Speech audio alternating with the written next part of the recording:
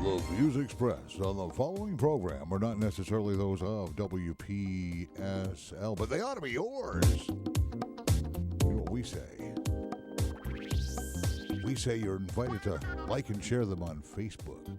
It's time now for the African American Scene, brought to you by Howard Insurance in Port St. Lucie. And now, here's your host, Rudy Howard. Good evening.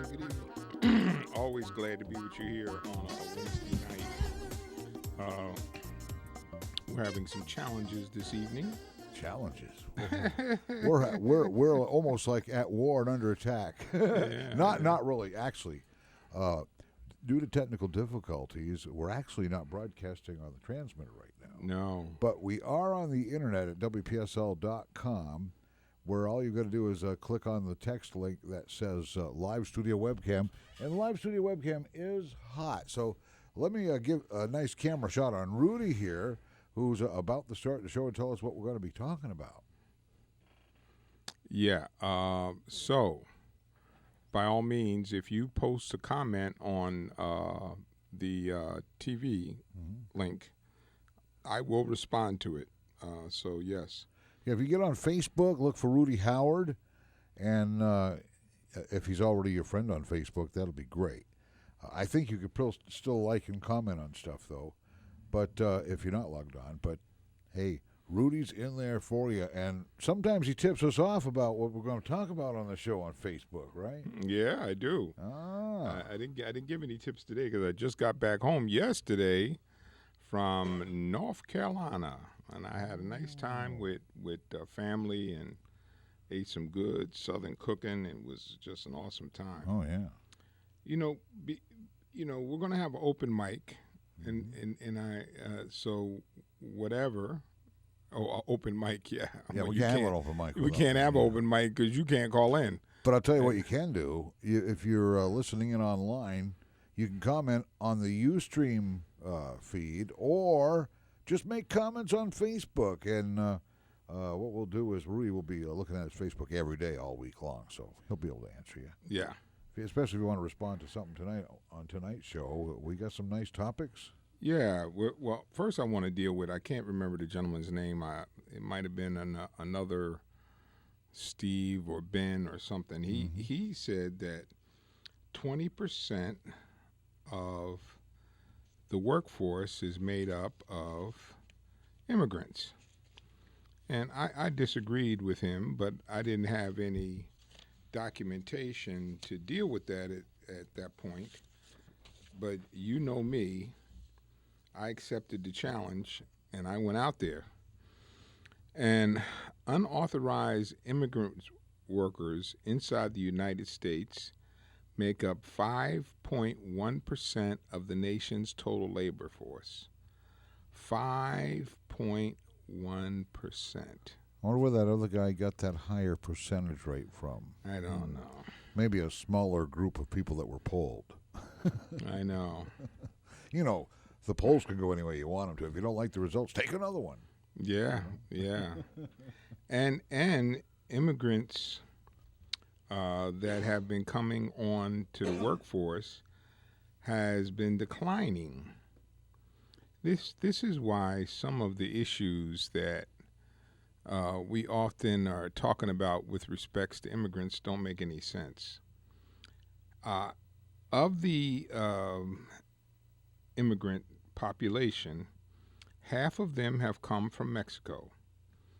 But after peaking in 2007, those numbers have fallen off from 6.4 million to 5.9 million in 2012. During the same 4-year span, the number of unauthorized immigrants from Asia, the Caribbean, Central America, and a grouping of countries in the Middle East and Africa have grown slightly. So this, as you know, I've made no secret, I have been very uncomfortable with pinning so many derogatory comments about Mexicans. It makes me very uncomfortable. But anyway, you now have the information, and I wish we were on live, so if the gentleman heard me, he could respond back. And just in case he tells me that wasn't the issue, benefits were the issue, here's my research on that. Non-citizen children and adults utilize Medicaid, SNAP, cash assistance, and SSI at a generally lower rate than comparable low-income native-born citizens, children, and adults. And the average value of public benefits received per person is generally lower for non-citizens than for natives. So this mass hysteria about immigrants, I find very troubling. And I hate to pick on conservatives, but conservatives tend to give us something to chew on, and then they kind of blow it up and inculcate fear in people. And I think that's exactly what we have here. We have fear with no basis upon which that fear has been generated. The eligibility for public assistance generally falls into a few categories. You're either a naturalized citizen, and if you're a naturalized citizen and U.S.-born children, those are fully eligible for public benefits. Refugees and asylees granted refugee or asylee status are generally eligible for public benefits if they meet program eligibility criteria. So it's not automatic, as many of you think. Lawful permanent residents must wait, and I want you to hear this now. Lawful permanent residents must wait at least 5 years before they're eligible for benefits, but states have the option to providing them earlier. So it's not like you have been led to believe that people come in, they're immigrants, and they immediately sign up on the rolls to get benefits. When you hear folks talk about it, it sounds like we're just taking money and just throwing it all out the window to folks that are immigrants. And the thought of that to some people is, oh my goodness, what about us? Yeah. Here. Yeah. And I don't really think the money is actually sucking out of the accounts of other people. But when we do pay taxes, it does mean something. Yeah, it does. And you know what? I have no axe to grind with your concern. My axe to grind is with your deceit. Mm-hmm. And intentions, yeah. Yeah, intentional deceit is that bothers me. Oh, yeah. The fact that you're saying I'm concerned about the immigrants getting public assistance, that's fair. I mean, that's reasonable for you to be concerned about that. But now here's the next step that I say to you. Go out and get the information just like I did. Yeah. And then you find out that your concern is not what you think it is. And you've been told over and over stuff that exaggerates the condition of immigration. Are we allowed to think or decide for ourselves that that's okay? Of course we are. Of course we are. You know, listen, it's been pointed out several times. If you go back and look at the great gun tragedies that have happened over the past few years in this country, an infinitesimal amount has been involved with immigrants. Mm-hmm.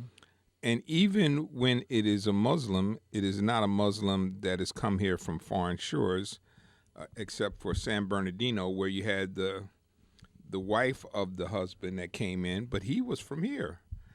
So, then you begin to ask yourself, And here's where I fault my former president.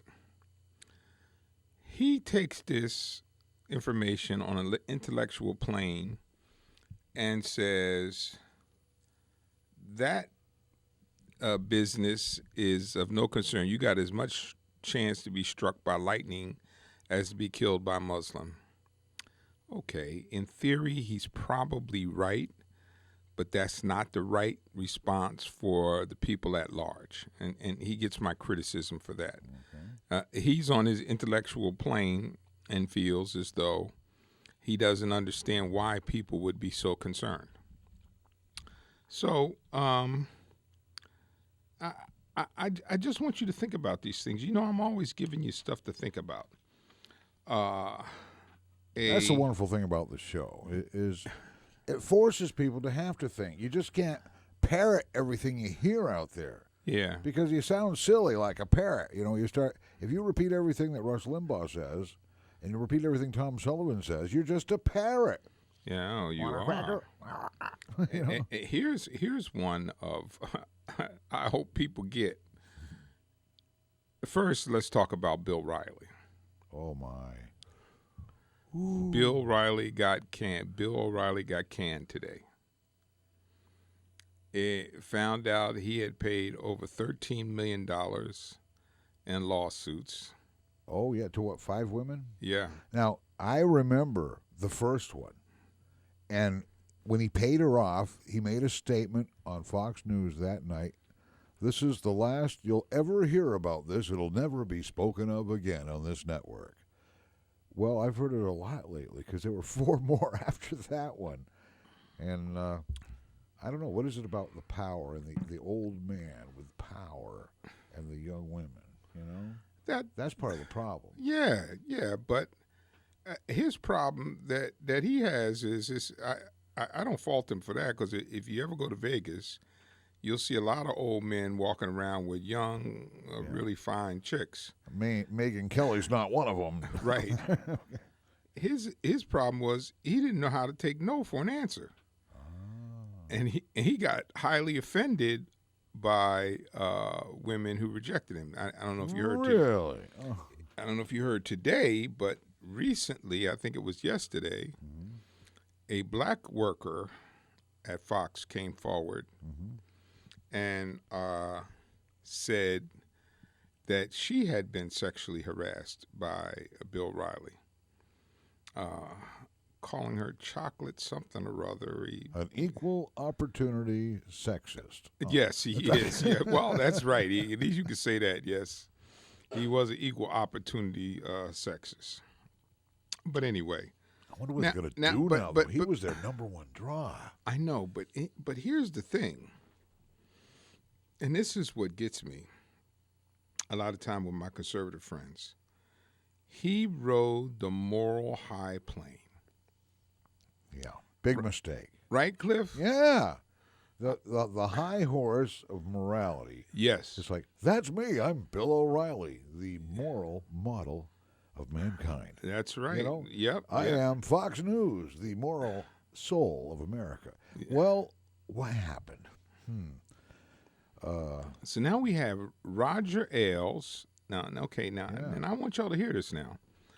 We have Roger Ailes, who gets dismissed for bad sexual behavior. And now we have Bill O'Reilly.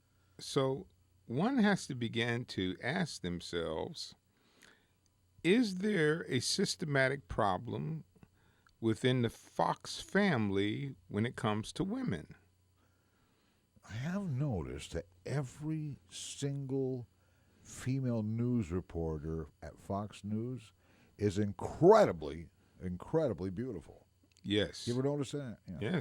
Yes, they are good-looking women. Yeah. So you one has to say, well, if you're creating that kind of climate where it's okay to do that, that's problematic. And there's probably people out there steaming saying, that's baloney. Well, you know what? This is what I used to tell when I ran my New York City office, and I would get a complaint call against one of my reps. The first complaint call, totally dismissed it. Wow. You know what I mean? I listened to it, but I'm more than likely going to take my rep side of the story unless part of the story doesn't make any sense. But if it makes sense, I'm going to take their side of the story. Second complaint call against the same rep. Now I'm going to do a little investigation. Yeah. Okay. I may not take immediate action, but It's worth looking into because it's a repetitive report. Right. Now, it's the same person. Now, I had 90 people. So for 2 phone calls to come in on the same person, now it's telling me there may be a problem. On the 3rd call, me and the supervisor and the assistant manager are going to sit down with that employee and have a long discussion. See what's up. Yeah. Yeah. And there's going to be some corrective action that's going to be taken, especially if the complaints are similar.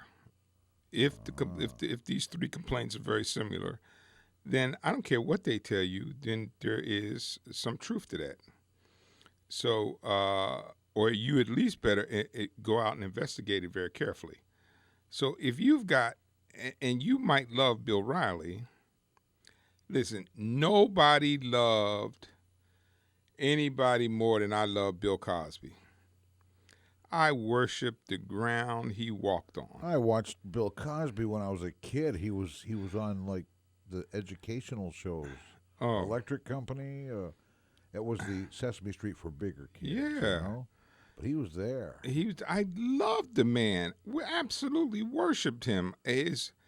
Bill Cosby himself is still one of the funniest videos that was ever been done on TV. Without profanity. Yes. Still. None. There was no profanity. See, if he had cussed every now and then, what he did probably wouldn't be so shocking to everybody. Yeah.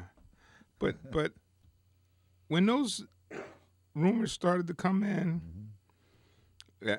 to show you that I'm very consistent, the first rumors came in, I go, no, not my hero. That couldn't possibly be the case. The second, the third, when it got to the third, and each one of them were giving the same description for what had happened to him, I flipped the switch. Yep. I said, my hero is, he's a flawed man, and he did some nefarious things to women under unsavory circumstances. So I'm not telling you anything that I haven't already had to deal with. So if you're dealing with it with Bill O'Reilly, I certainly had to deal with it with Bill Cosby. We all have our bills. That's it. Yeah, right. Absolutely. Yeah. Now, another category, temporary provisional immigrants, such as work or student visa holders, are generally ineligible for public benefits, including youth who are categorized as DACA. Now, I'll bet you none of you knew that, did you? You thought all of those people were on the public dole and were getting benefits. And undocumented immigrants are generally ineligible for public assistance. Just to set the record straight. So now you know the other side of the story. What's that famous guy that is now passed? And that was part of his shtick was, and now you know the other side of the story. Paul Harvey used to say that. That's it, right? Paul You Harvey. know yeah. the rest of the story. Yes, he said. Now you know the rest of the story.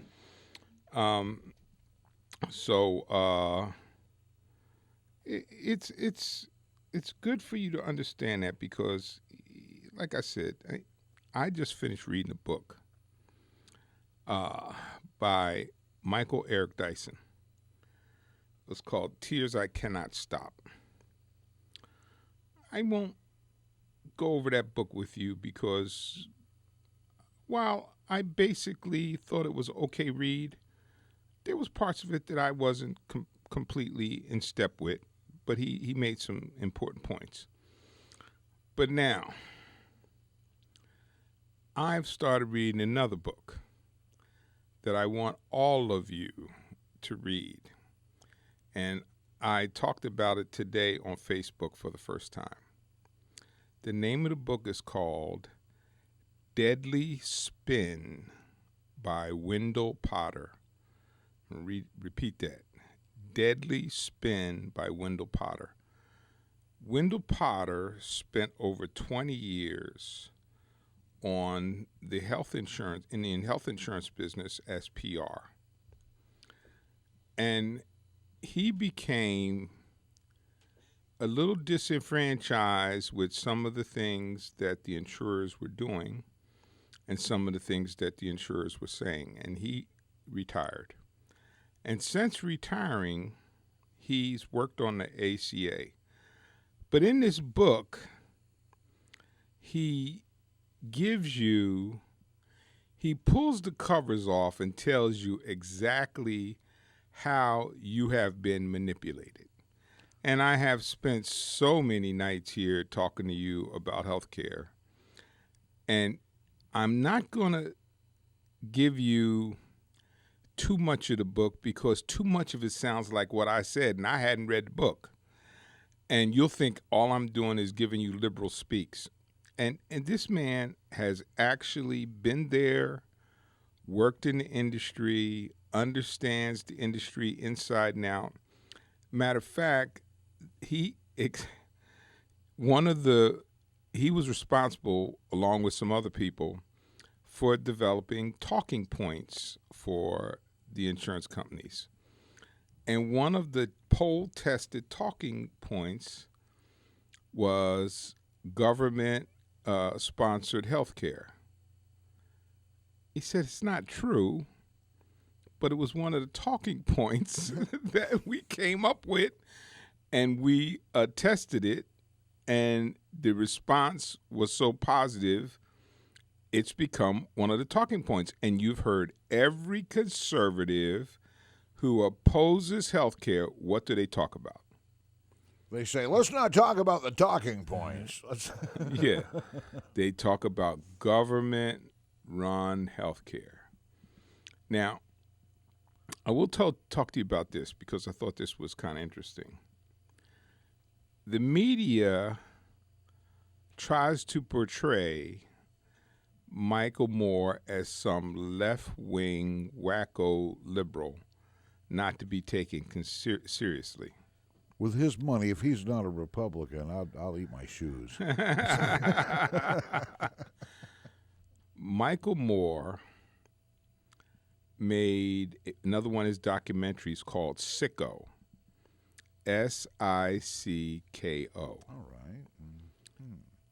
The insurance companies were so fearful of the movie, they mounted a multi-million-dollar campaign, which included talking points for how to talk about the movie and advertisements to convince people it wasn't worth seeing. Are those the liberal talking points you always hear the conservative talk show host complaining about? Yes. Oh, hush, I don't want to hear any of your liberal talking points today. You got that off the Liberal Talking Points website. Right? Yeah. So, did we just come up, Cliff? We're starting to. Yeah, okay. Well, we've been off the air, pretty much the last couple hours due to a little problem with AT&T. Sounds like we're coming back up now. Yeah. And just in case, this is WPSL Port St. Lucie, the talk of the Treasure Coast. You're listening to the African American Scene with Rudy Howard, and we're live on WPSL.com. Click on that link to watch the stream, and we're also videoing this show for YouTube. Just look for WPSL TV on YouTube. Yeah, that's pretty cool. So, what I did is I'm kind of doing a continuation from last week.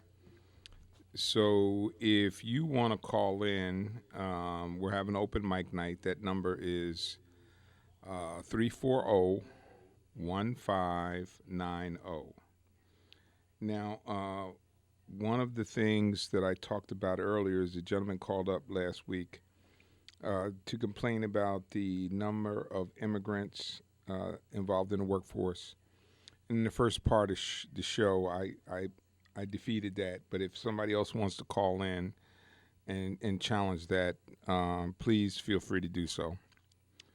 I also talked a little bit about Bill O'Reilly.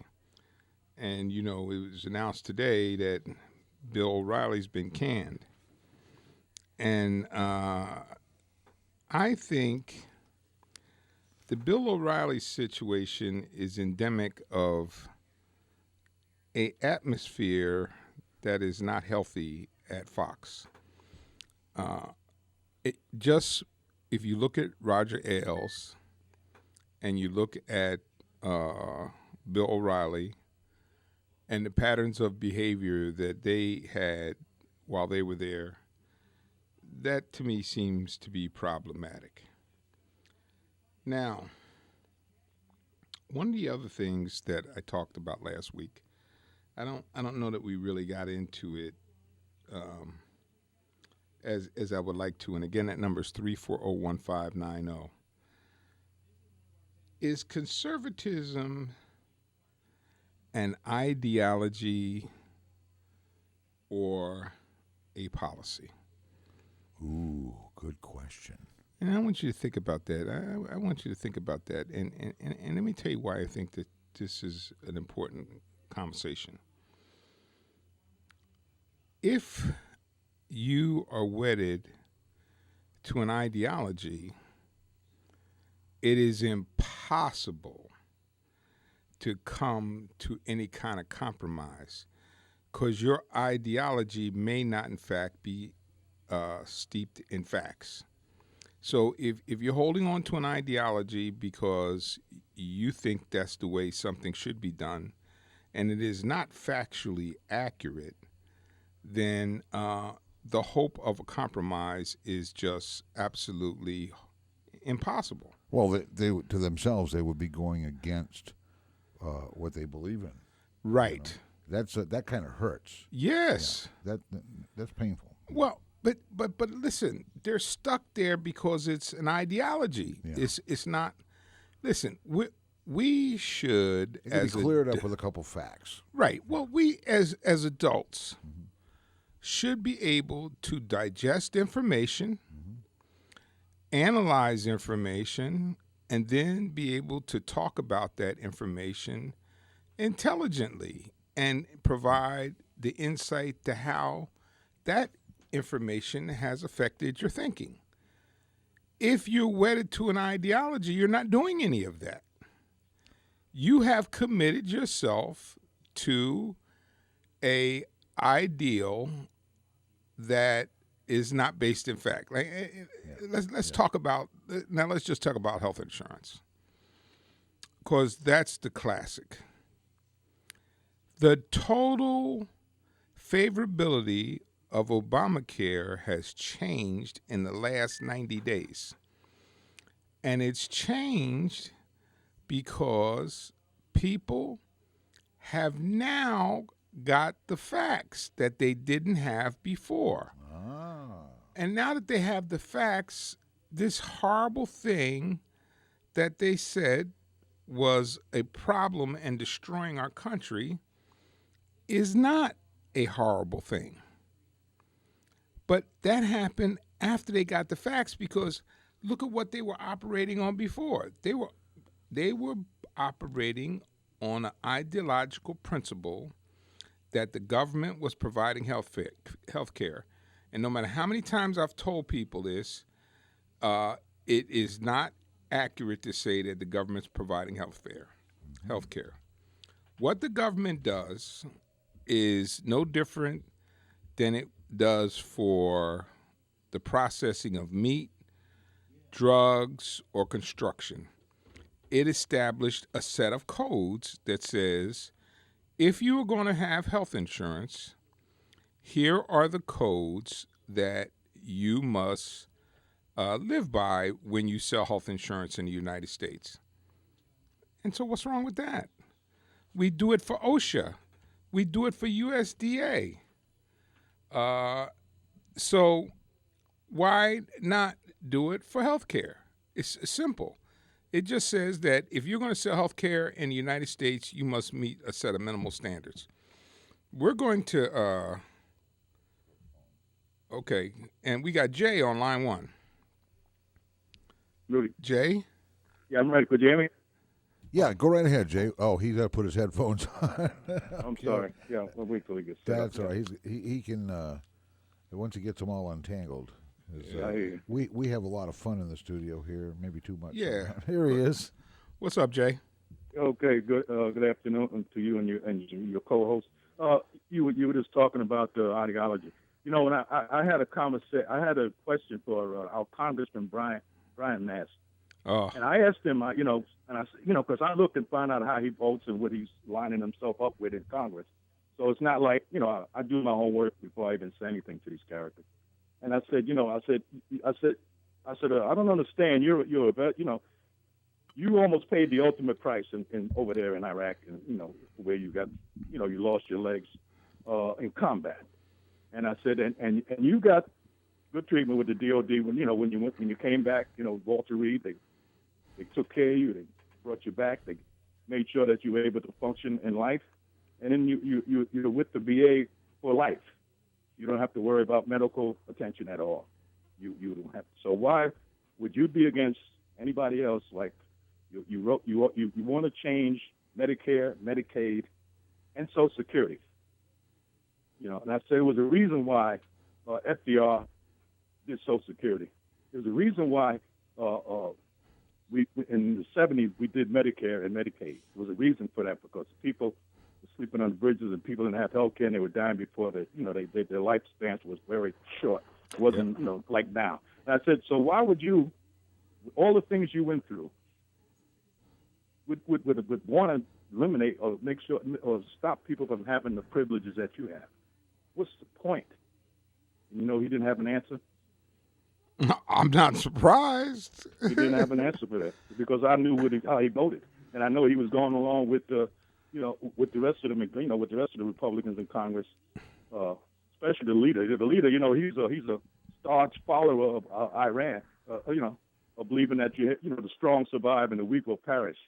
That's the leader of the House. That's what he believes in, and so he's kind of convinced the rest of them. But then you got the Tea Party people there and all of them that think government is the worst thing. But they're getting their pension from government, they're getting their health care from government, and every other perks that they get when they travel and everything else from government. So I don't know why they hate government so much.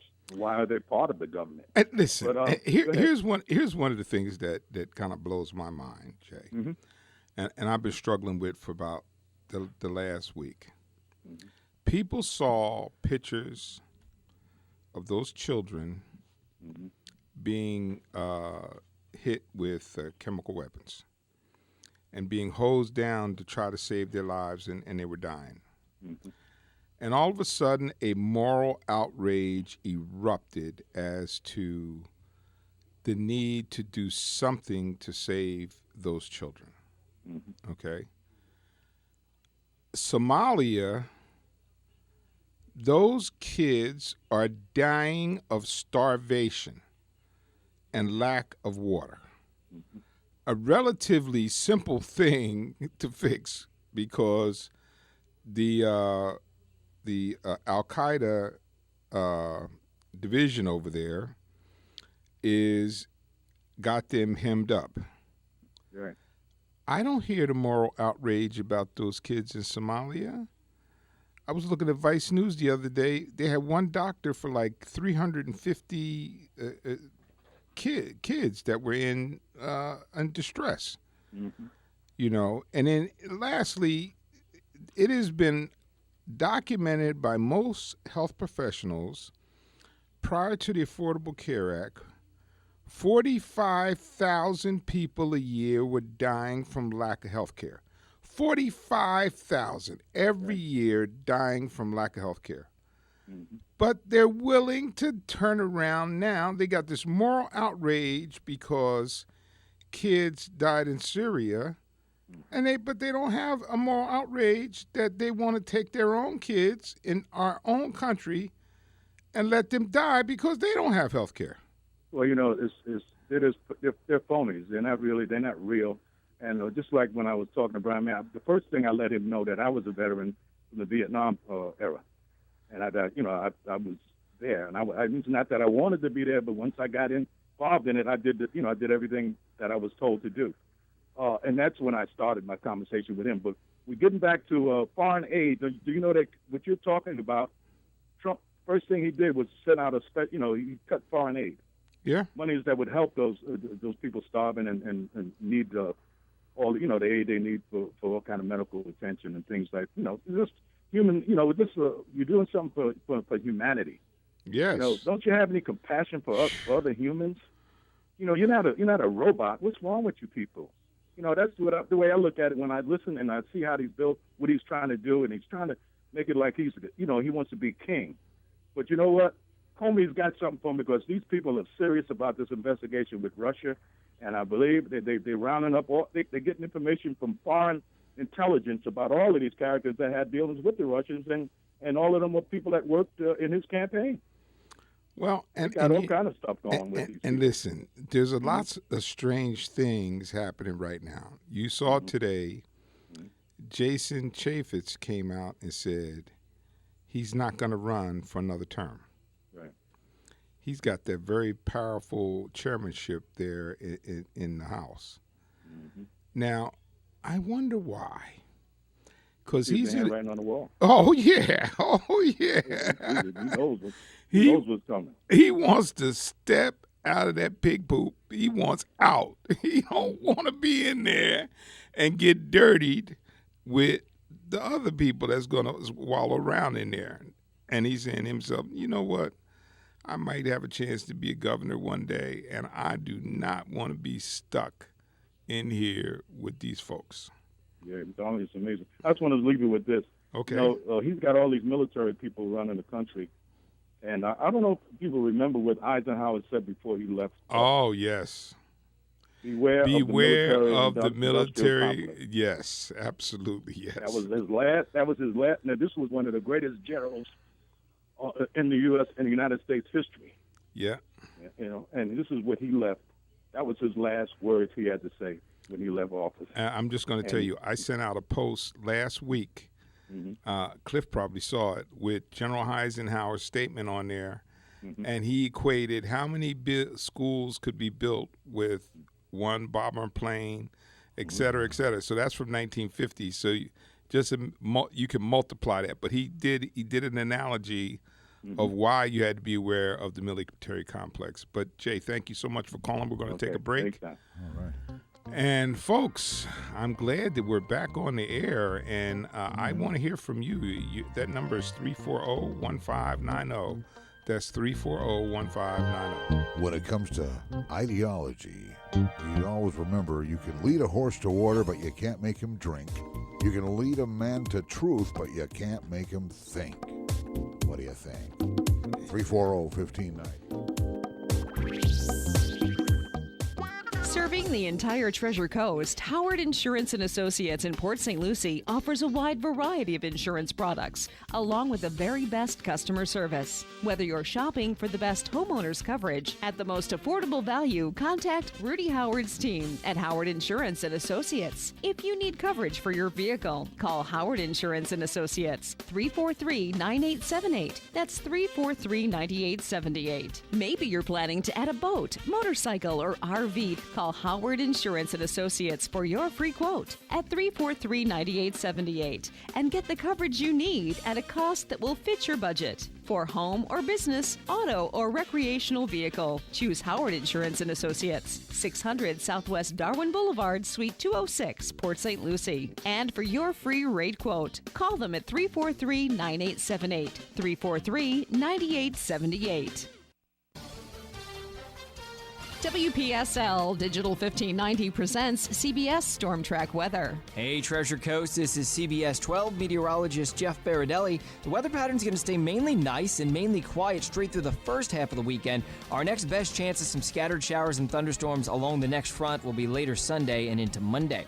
But we're looking good tonight. Partly cloudy skies, a little bit of a breeze off the ocean. It will be mild. Low temperatures about 70 close to the coast, mid-60s inland. There could be an isolated shower. Once again, tomorrow, there again could be an isolated shower. Otherwise, it's a partly sunny and nice day with a beach breeze and high temperatures in the low 80s.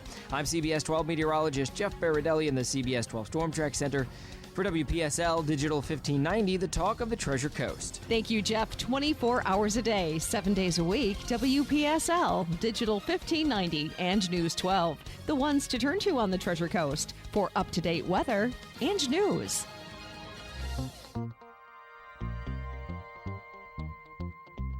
648 at WPSL, the talk of the Treasure Coast. Now back to the African-American scene, brought to you by Howard Insurance of Port St. Lucie and hosted by Rudy Howard. I don't know what point you picked us up at, but we were having a dialogue about whether conservatism is a policy or an ideology. And if you wish to comment on that, please feel free to do so. I will entertain your comments because I think we are at a very perilous time in this country. And I'm going to tell you why I feel so. And why I have fear, and not fear as a liberal, fear for my country that I love. My fear is based on this polarizing inability to speak to each other. We simply cannot talk to each other. And I don't see how. You know what it kind of reminds me of the story in the Bible about the Tower of Babel. When the people were working on the Tower of Babel trying to reach God, God came down and he cursed everybody so that they all spoke different languages so that they couldn't finish the tower. I kind of feel we're in a position now in this country,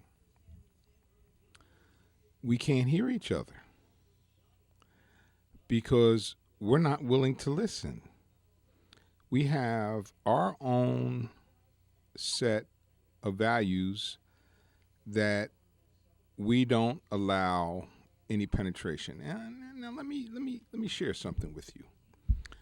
And this has been proven over and over and over and over again. And one of the things that our former president left us with was he said, listen, try to examine the other person's position through their lens.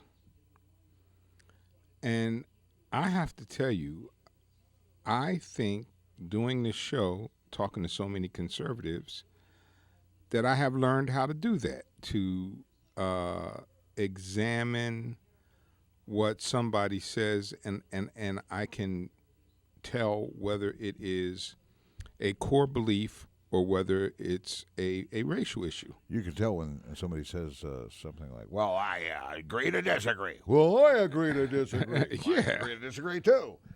It goes on and on. Yeah, but if somebody has a core value of what they believe, and you know, the guy called last week and talked about how I spent 25 minutes with him in the parking lot talking to him after the show because he didn't get in time.